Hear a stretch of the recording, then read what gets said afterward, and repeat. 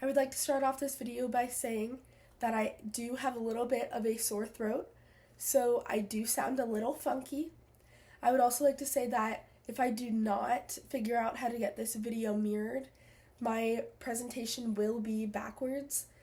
If I don't get the video mirrored, then I will put the link to my presentation down below. This is my introduction speech titled, "What is it like to be deaf?" Raise your hand if you knew that there is an entire community dedicated to deaf and hard of hearing people. Raise your hand if you know anyone in the deaf community. Raise your hand if you are a member of the deaf and hard of hearing community.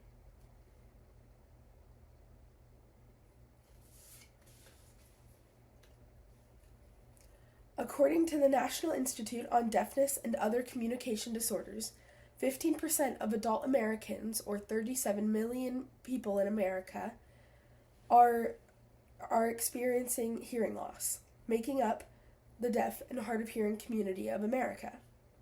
But what is it like to be deaf? Different kinds of hearing loss significantly affect the experience that deaf and hard of hearing people have. Today, I will explain different kinds of hearing loss and how they affect people, different strategies that deaf and hard of hearing people take when navigating life, and a bit of my personal experience as a member of the deaf and hard of hearing community. But before we get there, we must understand the basics of hearing loss. There are two types of hearing loss: congenital hearing loss, which happens before birth, and acquired hearing loss, which happens after birth. Acquired hearing loss is the same kind of hearing loss that older people have.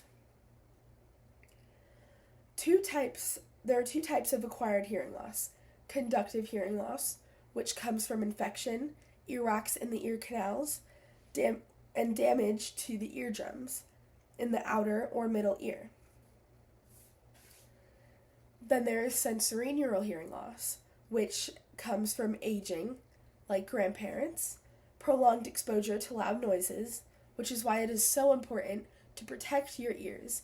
You can wear earbuds at concerts to protect yourself from the loud noises coming all over, loud noises coming into your ear and damaging your ear. Also, you want to be mindful when driving your car and turning your music up too loud. That can damage your hearing. Also, having your music too loud when you have your AirPods in, that can also very easily damage your ears and cause premature hearing loss. And also disease. Disease is different than infections. Infections, you can take antibiotics and they specifically target the ears. The infection targets the ears and the antibiotics target the infection in the ears. Disease isn't talking about a disease of your ear. It's talking about a disease that is affecting a different part of your body that has a symptom of hearing loss. Some strategies that deaf and hard of hearing people take when navigating life include laughter, making jokes, trying to be sarcastic, advocating for themselves, trying to make a difference and implement new rules such as the ADA, the Americans with Disabilities Act. A lot of those laws that help with accessibility for handicapped people also affect people with hearing loss. And it is because of people with hearing loss that the ADA was formed. It's not just because of people with hearing loss. It is also because of people with more serious physical handicaps. But people with hearing loss played a major role in the Americans with Disabilities Act. because they advocated for themselves. Education, always taking the time to educate themselves, educate their fellow deaf and hard of hearing friends, educating excuse me, educating people without hearing loss on the effects that they have when they go about life. And also, one strategy that people have is taking offense. When someone, for instance, when someone calls someone who is deaf or hard of hearing, hearing impaired, it took me a long time to learn that when I called myself hearing impaired, that actually offended other members of the deaf and hard of hearing community. And I had no idea, partly because no one had educated me on the idea that the term hearing impaired was actually offensive. But when people take this offense too extreme, then that can cause some issues, which is why it is not a good strategy to have when going about life. There are more strategies that people use, but these are just some of the basics. My personal experience. I am hard of hearing in my right ear. I have